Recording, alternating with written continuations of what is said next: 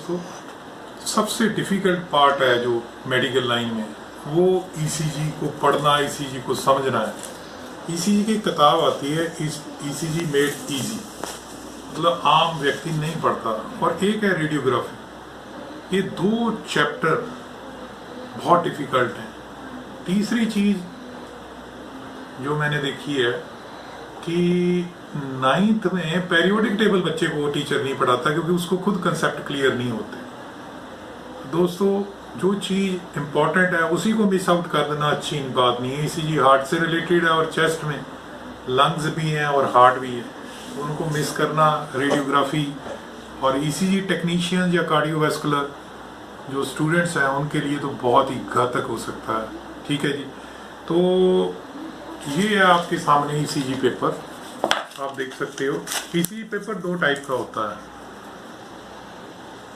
या तो वो केमिकल कोटेड होगा जैसा ये है, या वैक्स कोटेड होगा।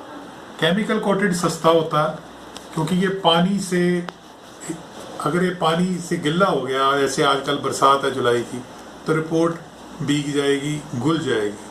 मगर जो वैक्स कोटेड होता है वो मतलब वॉश प्रूफ होता है, बैंडेड की तरह। अब इसके ऊपर जो ग्राफ बने हैं, आप ध्यान से देखिए, इसके ऊपर बिग स्केयर्स हैं और लार्ज स्केयर है। देखिए 1 2 3 4 5 6 7 8।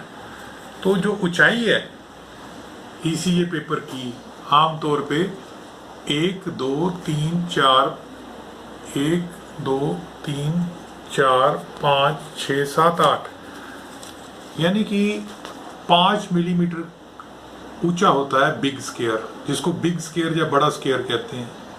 और 5 मिलीमीटर इंटू 8 कर लीजिए, तो आपको सही उसकी ऊंचाई आ जाएगी। मिलीमीटर्स में कर लीजिए या सेंटीमीटर्स में कर लीजिए।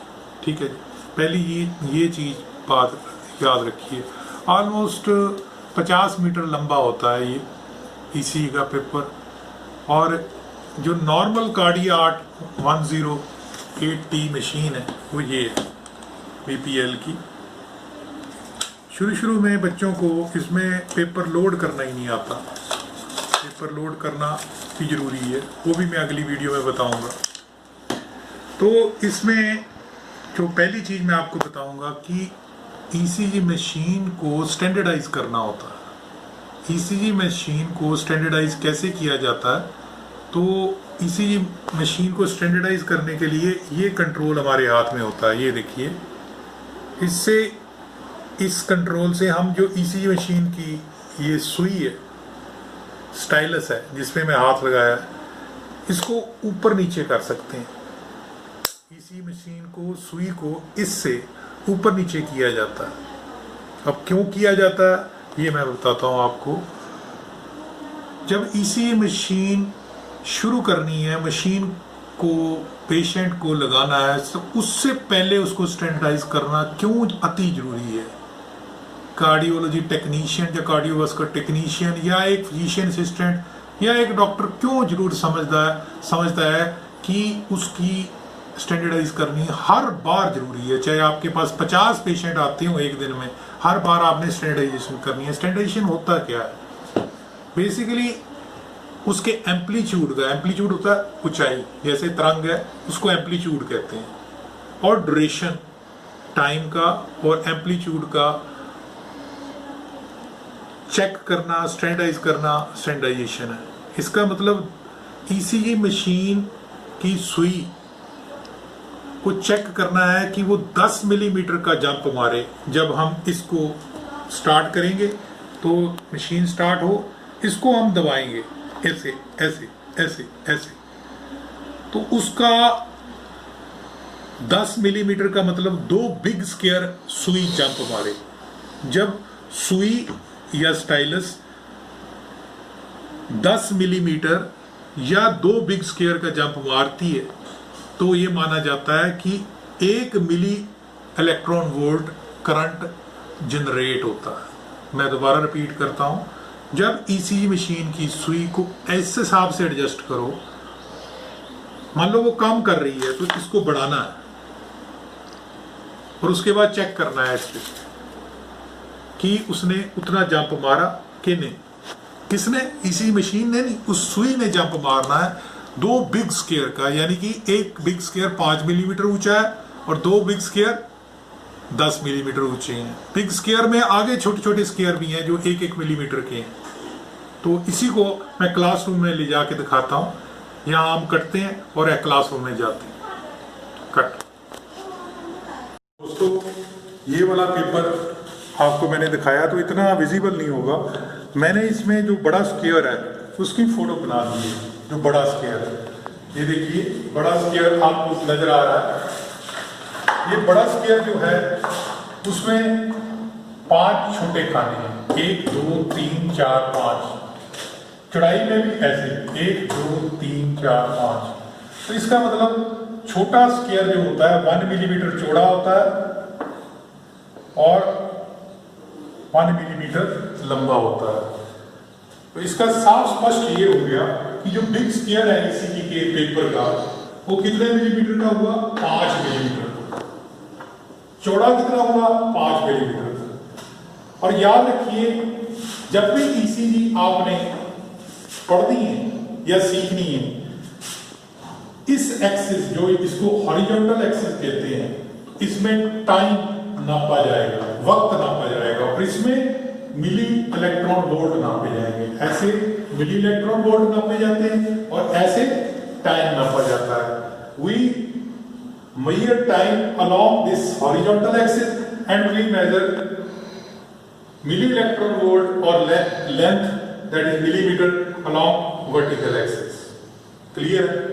ये दिमाग में रखिए, बहुत जरूरी है। जब हम स्टैंडर्डाइजेशन करते हैं ईसीजी मशीन की तो उसका स्टाइलस, उसकी सुई, मैंने बोला था 2 बिग स्केयर, यानी कि ये एक बिग स्केयर है पूरा और सुई जो जंप मारे तो कम से कम 2 खाने जितना जंप मारे। हम रफली बना रहे हैं ऐसे।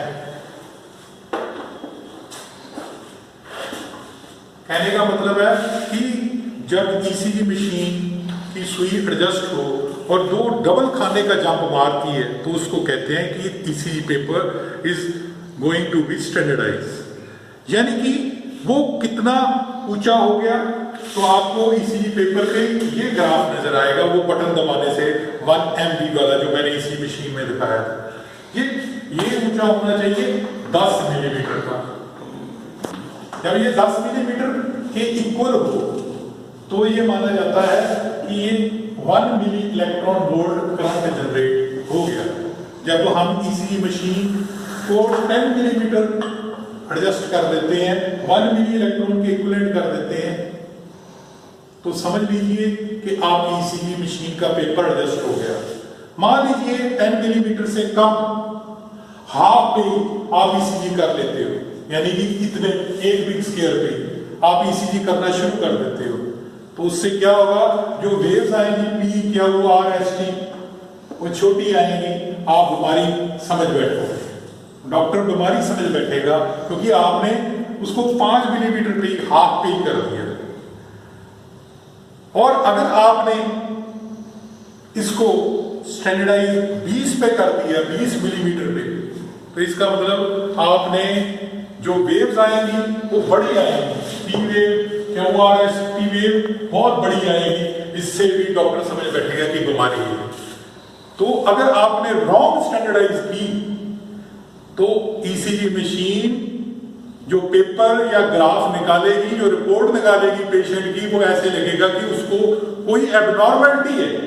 अगर आपने उसको स्टैंडर्डाइज ना की, अगर आपने उसको 5 मिलीमीटर पे स्टैंडर्डाइज कर लिया तो भी तो, और अगर आपने उसको 20 मिलीमीटर पे स्टैंडर्डाइज कर लिया तो भी, तो यूनिवर्सल प्रोटोकॉल है कि ईसीजी टेक्नीशियन जितने भी हैं और कार्डियोलॉजिस्ट फिजिशियन जितने भी हैं, वो ईसीजी सुई का जो जंप है वो 10 मिलीमीटर का जंप एडजस्ट करते हैं उस मशीन से कंट्रोल लेके। जब वो और हर पेशेंट पे शुरू करते हैं, ये नहीं एक पेशेंट आज आपके पास आया तो दोबारा करने की क्या जरूरत है।